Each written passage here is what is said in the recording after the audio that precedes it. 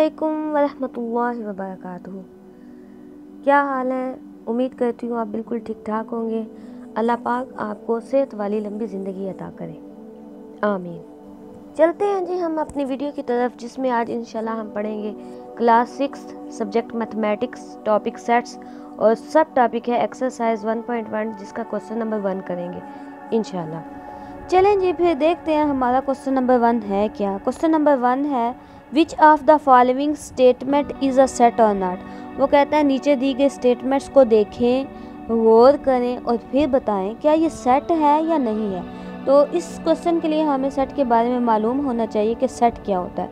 तो सेट होता है द कलेक्शन ऑफ ऑब्जेक्ट्स, और ऑब्जेक्ट्स कैसे होते हैं? Well defined and distinct. Objects के लिए हमारे पास दो शराइत हैं, एक है जी वेल डिफाइंड और दूसरा है जी डिस्टिंक्ट। इस क्वेश्चन के अंदर हमने यही करना है कि जो स्टेटमेंट के अंदर ऑब्जेक्ट्स दिए हुए हैं उन पे गौर करना है, क्या वो वेल डिफाइंड हैं, क्या वो डिस्टिंक्ट हैं। अगर इन दोनों शराइत में से कोई एक भी शर्त पूरी नहीं हो रही तो वो सेट नहीं है। सेट के लिए ये ज़रूरी है कि उसके ऑब्जेक्ट्स वेल डिफाइंड और डिस्टिंक्ट होने चाहिए। तो हम अपने हर क्वेश्चन के अंदर ये दोनों शराइत पूरी करेंगे और उसके बाद कहेंगे कि ये सेट है। अगर ये शराइत पूरी नहीं करेंगे तो हम कहेंगे ये सेट नहीं है। क्वेश्चन नंबर 1 का पार्ट नंबर 1 है the 5 provinces of Pakistan. Pakistan के 5 सूबे। इस सेट के अंदर एलिमेंट्स यही हैं कि पाकिस्तान के 5 सूबे। तो हम देखते हैं क्या ये वेल डिफाइंड और डिस्टिंक्ट हैं। The 5 provinces of Pakistan is set because provinces are well defined and distinct as well. हाँ जी, ये सेट है क्योंकि जो पाकिस्तान के 5 प्रोविंसेस है ये वेल डिफाइंड है और डिस्ट्रिक्ट भी ऐसे हैं। 5 सूबों के अलग अलग नाम है, 2 सूबों का एक नाम नहीं है, हर सूबे का अलग अलग नाम है। और वेल डिफाइंड ऐसे हैं कि हम बोल के बाकायदा बता रहे हैं कि पाकिस्तान के भाई 5 सूबे लिखने हैं और वो पाकिस्तान के ही 5 सूबे लिखने हैं, किसी और मुल्क के नहीं लिख सकते हम, इसलिए ये सेट है। और आपने इस क्वेश्चन का आंसर पेपर में कैसे लिखना है ये आप अपनी स्क्रीन के ऊपर देख रहे हैं। जैसे मैंने लिखा हुआ है आप ऐसे ही लिख दें, पूरे नंबर मिलेंगे, एक नंबर भी नहीं कटेगा इंशाल्लाह। Question number 1 part number 2 the difficult questions of a test. इस स्टेटमेंट के जो ऑब्जेक्ट्स हैं वो हैं डिफ़िकल्ट क्वेश्चंस। अब हमने देखना है क्या ये वेल डिफाइंड हैं या नहीं है। जब हमने वेल डिफाइंड की डेफिनेशन पढ़ी थी तो हमने पढ़ा था वेल डिफाइंड ऑब्जेक्ट्स वो होते हैं जो स्पेसिफिक प्रॉपर्टी रखते हैं। इस तरह की क्वालिटीज़ जो कि पर्सन टू पर्सन वेरी करती हूँ, जैसे कि गुड, बैड, डिफ़िकल्ट, इजी, ये स्पेसिफिक प्रॉपर्टी नहीं होती। क्योंकि हो सकता है ये क्वेश्चंस मेरे लिए डिफ़िकल्ट हों, आप लोगों के लिए ये इजी हों, मुझे ये इसलिए मुश्किल लग रहे हो क्योंकि मेरी अंडरस्टैंडिंग ना हो सकता है आपको ये इसलिए इजी लग रहे हो कि आप इनको अच्छे से जानते हो, इनको सीख चुके हो। तो इस तरह देखें ना, मेरे लिए डिफ़िकल्ट है, आप लोगों के लिए इजी हैं, तो फिर ये स्पेसिफिक तो ना रहे। तो इसलिए जो डिफ़िकल्ट क्वेश्चंस हैं ये वेल डिफाइंड नहीं है। जब ऑब्जेक्ट्स वेल डिफाइंड नहीं हैं तो ये सेट नहीं बना सकते, क्योंकि सेट के लिए ज़रूरी है कि उसके ऑब्जेक्ट्स वेल डिफाइंड और डिस्टिंक्ट हों। तो ये सेट नहीं है। हम इसका आंसर इस तरह लिखेंगे the difficult questions of a test is not set because difficult is not specific property, so difficult questions are not well defined. Question number 1 part number 3 the geometrical instruments। अब इसके objects हैं जी geometrical instruments. अब इस level पे मेरे ख्याल में सबको पता होता है कि ज्योमेट्रिकल इंस्ट्रूमेंट्स कौन से होते हैं। फॉर एग्जांपल स्केल है, प्रोकार है, प्रोट्रैक्टर है, पेंसिल है और भी बहुत सारे इंस्ट्रूमेंट्स होते हैं। अब इसमें देखें, आप गौर करें तो ये वेल डिफाइंड है, हमें पता चल रहा है जी ज्योमेट्री के जो इंस्ट्रूमेंट्स हैं वो लिखने हैं आपने। उसके अलावा डिस्टिंक्ट भी हैं क्योंकि फुट है, पुरकार है, और ऐसा नहीं है कि 2 इंस्ट्रूमेंट्स का एक नाम है। तो इसलिए ये वेल डिफाइंड भी हैं और डिस्टिंक्ट भी हैं।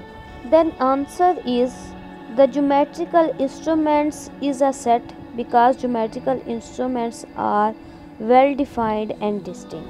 Question number 1 part number 4 the naughty boys of the street। फिर वही बात जी कि स्ट्रीट के नाटी बॉयज़ ऑब्जेक्ट्स हैं, ये वेल डिफाइंड नहीं है, क्योंकि हो सकता है ये मेरे लिए नाटी हो, आप लोगों के लिए नाटी ना हो, और हो सकता है आप लोगों के लिए नाटी हो और मेरे लिए नाटी ना हो।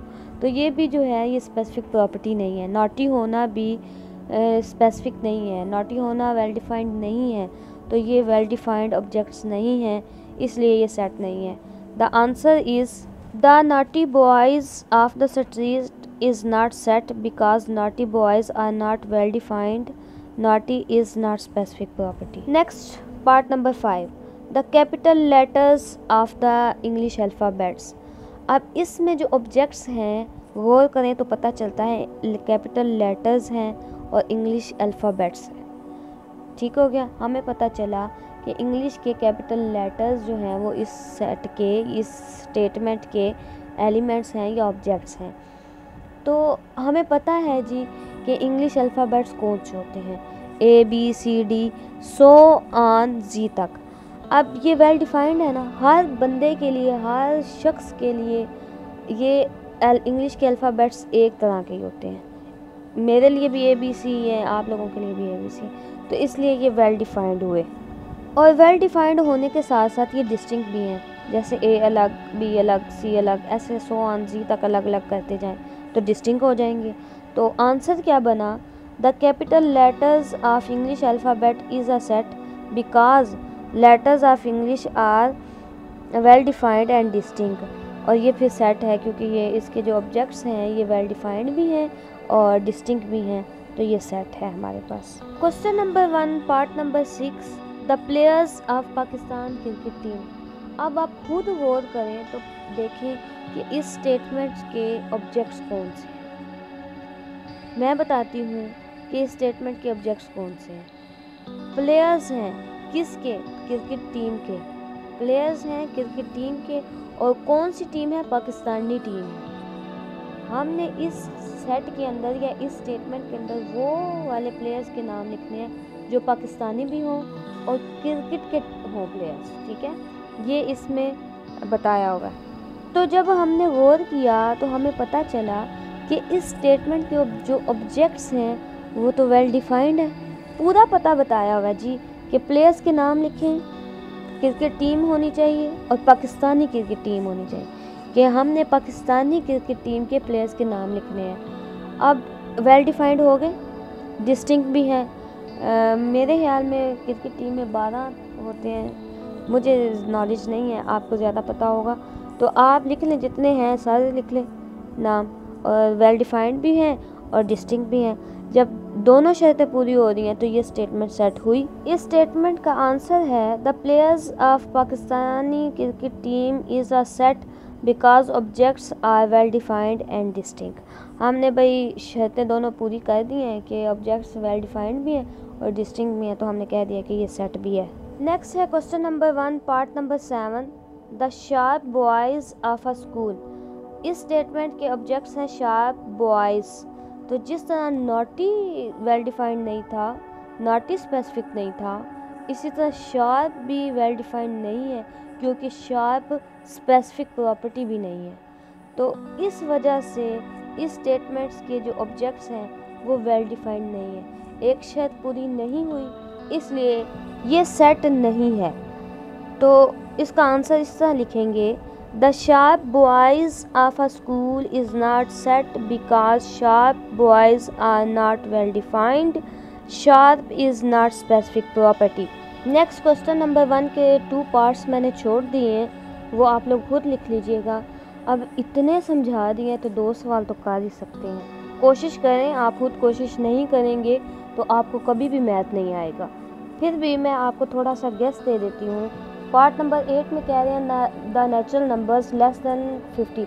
नेचुरल नंबर्स हैं 50 से छोटे छोटे, लेस है ना, लेस दैन 50, तो 50 से छोटे नेचुरल नंबर्स लेने हैं। तो आपको पता होना चाहिए नेचुरल नंबर्स क्या होते हैं। नेचुरल नंबर्स 1 से शुरू होने वाले नंबर्स होते हैं, 1 से लेके 50 तक सारे नेचुरल नंबर्स आपने इस स्टेटमेंट में लिखने हैं।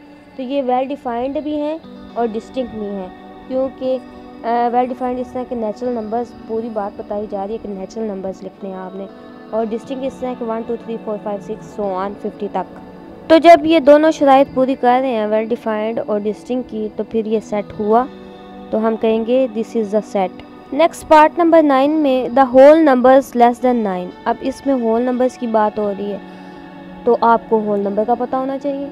होल नंबर्स ऐसे नंबर्स होते हैं जो 0 से शुरू होते हैं, तो आपने 0 से लेके 9 तक सारे होल नंबर इस स्टेटमेंट में लिखने हैं। तो देखिए होल नंबर्स वेल डिफाइंड है, डिस्टिंक्ट 0 से लेके 9 तक सारे लिखने हैं, तो डिस्टिंक्ट भी हो गए। तो ये दोनों शराइत पूरी कर रहे हैं, डिस्टिंक्ट और वेल डिफाइंड की, तो ये सेट हो गया। आज की इस वीडियो में हमने क्वेश्चन नंबर 1 ही कंप्लीट करना था, जो कि हम कर चुके हैं। हमारा काम हुआ ख़त्म। मुझे इजाज़त दें। अल्लाह हाफिज़, फ़ी अमानिल्लाह।